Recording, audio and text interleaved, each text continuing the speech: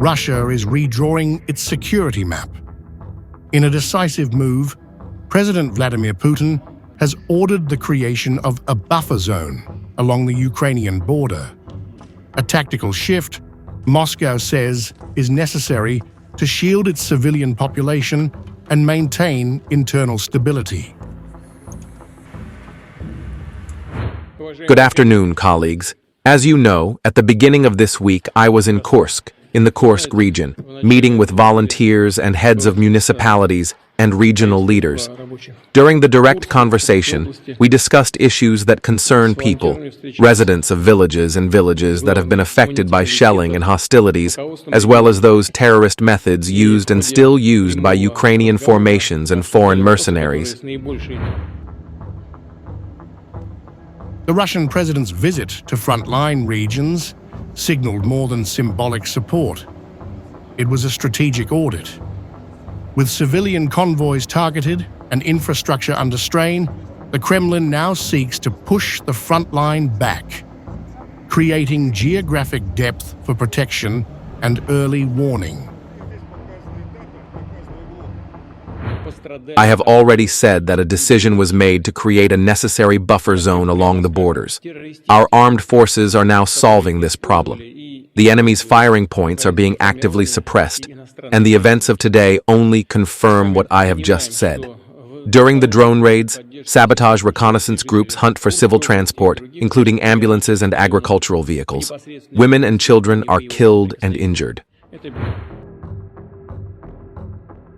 This isn't about escalation, it's about insulation. The buffer zone is being shaped as a preventive layer, not a forward line. And it's already altering Moscow's domestic focus, from military advancement to civilian fortification. A separate issue, the most important for the security, protection of life and health of people, is the demining of the territories where hostilities took place, the liquidation of unexploded shells, mines, shelters with weapons left by militants. I repeat, we are also talking about the Kursk region and the Bryansk and Belgorod regions, which have also suffered and are being shelled. Security now is not just about missiles, it's about mines, mobility, and morale. Demining is underway. Infrastructure audits are being ordered. And with towns in Kursk, Bryansk, and Belgorod impacted, Moscow has triggered a full-spectrum recovery plan. In this regard, I urge the Russian Ministry of Economic Development, together with colleagues from the President's administration, to prepare a comprehensive recovery program for the affected areas of the Kursk, Belgorod, and Bryansk regions as soon as possible. This program must be provided with the necessary financial and material resources. Additional equipment and specialists, including from other subjects of the Federation, are involved. One of the most revealing assessments came from the governor of Belgorod. Entire villages, he said, have been cleared out. Not by force, but by necessity. The state is now focused on compensation, relocation, and rebuilding.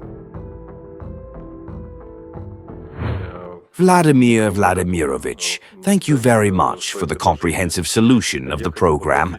The first issue is allocation of funds in the amount of 3 billion rubles for the resettlement of 4 settlements in the Krasnoyarsk region that have suffered in the last 2.5 months as a result of the harsh aggression when we had to evict the whole region. 3 settlements have practically ceased to exist. 1 settlement has been closed for a year. Not a single person lives there. The next issue is 1.1 billion rubles for the partial compensation of housing for residents. This measure of support is in the Kursk region. We do not have it in the Belgorod region. The numbers are stark. The fiscal gap alone for Belgorod is over 11 billion rubles. Yet the response? Immediate. The Russian president ordered ministries to prioritize Belgorod's fiscal health, infrastructure, and social continuity. I would like to ask my colleagues from the government to decide together with the governor what is essential, what needs to be reacted to immediately, and what should be included in the program that we have just discussed.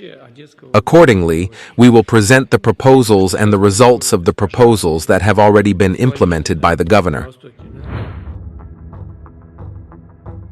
This is no longer just a war at the border. It's a doctrine shift inside Russia. A strategic recalibration to secure depth, minimize unpredictability, and future-proof its border zones. Whether this buffer zone becomes a long-term belt of influence or a temporary shield, it now stands as the centerpiece of Russia's evolving security architecture.